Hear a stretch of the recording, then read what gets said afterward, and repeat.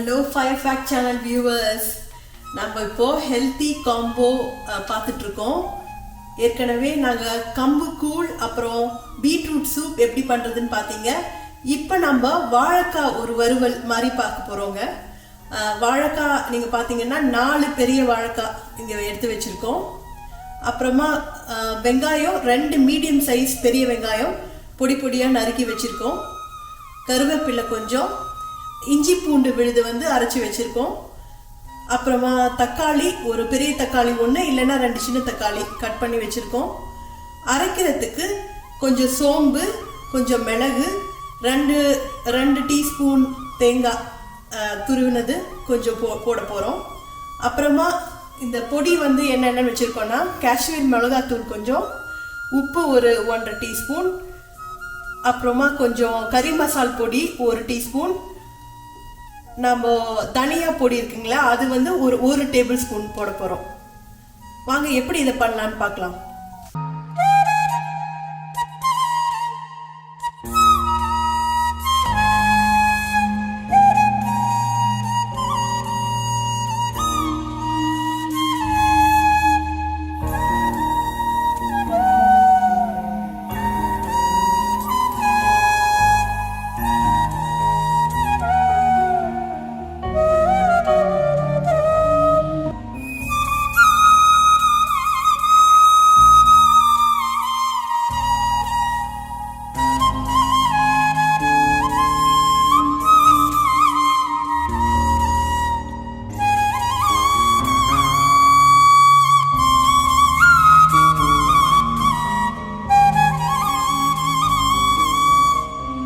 இப்போ பார்த்தீங்கன்னா நல்லா வதங்கியாச்சுங்க. வெங்காயம் தக்காளி போட்டது, ஜிஞ்சர் கார்லிக் பேஸ்ட்டும் நம்ம போட்டுட்டோம். இப்போ வாழைக்காயை சேர்க்க போகிறோம்.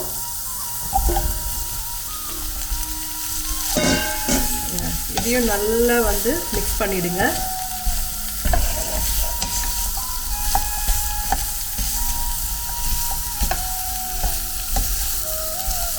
நிறையா போட்டிருக்கிறதுனால கொஞ்சம் நல்லாவே ஹீட் வச்சு பண்ணலாம். கொஞ்சம் அதெல்லாம் சேர்த்துட்டே இப்போ சேர்த்துக்கலாங்க. இப்போயே சேர்த்துக்கலாம். நீங்கள் உப்புக்கு சில பேர் அப்புறமா சேர்த்துப்பாங்க, அதனால. ஆனால் நான் எல்லாத்தையுமே இப்போ சேர்க்க போகிறேன். இதில் தனியாத்தூள் கொஞ்சம், கரம் மசாலா, காஷ்மீரி சில்லி பவுடர், உப்பு, அந்த இது எல்லாமே சேர்த்தாச்சு. சேர்த்துட்டு இது நல்லா மிக்ஸ் பண்ணி விட்ருங்க. எப்படி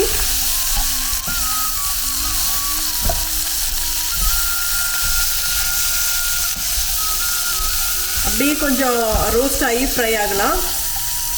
வேணும்னா கொஞ்சம் அடி பிடிக்கிற மாதிரி உங்கள் பாத்திரத்தில் இருந்ததுன்னா தண்ணியை நீங்கள் சேர்த்துக்கலாம். பட் அது இப்போயே சேர்க்க வேணாம். கொஞ்சம் இதாகட்டும், ஃப்ரை ஆகட்டும். இது ஃப்ரை ஆகிட்டுருக்கிறப்பயே நம்ம அரைக்கிறதுக்காக பொருள் எடுத்து வச்சுருந்தோம் இல்லைங்களா, அதெல்லாம் அரைச்சிடலாம்.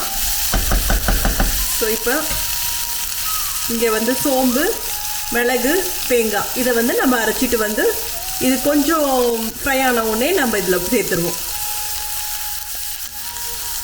இது பார்த்தீங்கன்னா இது நல்லா கொஞ்சம் ரோஸ்ட் ஆகிடுச்சிங்க. முக்கால்வாசி வெந்திருக்கு. இப்போ இந்த ஸ்டேஜில் நான் கொஞ்சம் தண்ணி ஊற்றினேன். ஒரு 1/2 கப்பு தண்ணி ஊற்றினேன்னா கொஞ்சம் இன்னும் நல்லா அடி பிடிக்காமல் வேகும். இப்போ நம்ம அந்த மசாலா அரைச்சிருக்கோம் இல்லைங்களா, அதை ஊற்ற போகிறேன்.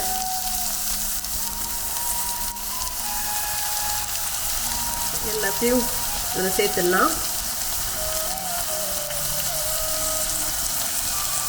இந்த இதுக்கு ஆயில் நான் சன்ஃப்ளவர் ஆயில் தாங்க யூஸ் பண்ணேன். நீங்கள் தேங்காய் எண்ணெய் பிடிக்கிறவங்களுக்கு தேங்காய் எண்ணெயும் யூஸ் பண்ணிக்கலாம். வாழைக்காய் இந்த பொடி மாஸ், இந்த ஃப்ரை எதுக்கும் வாழைக்காய்க்கு நல்லா தேங்காய் எண்ணெய் சூட் ஆகுங்க. ஸோ நீங்கள் அதை யூஸ் பண்ணிக்கலாம் வீட்டில் இருந்தால்.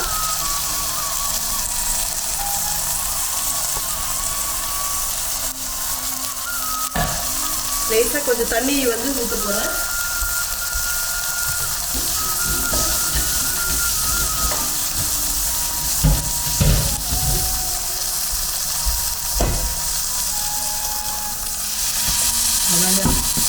நல்லா மிக்ஸ் பண்ணிக்கோங்க.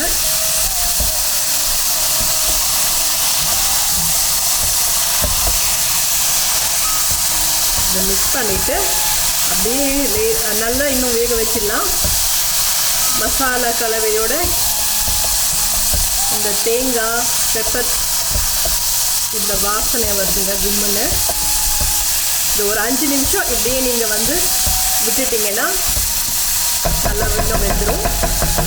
லாஸ்ட்டாக கொஞ்சம் ஆயில் ஊற்றிக்கலாம். இப்போ வந்து அப்படியே விட்டுருங்க. கொஞ்சம் நல்லா வெந்துருச்சு பாருங்கள். நான் இன்னும் கொஞ்சம் லேசாக இறக்கி வைக்கிற முன்னாடி கொஞ்சம் ஆயில் ஊற்றுறேன்.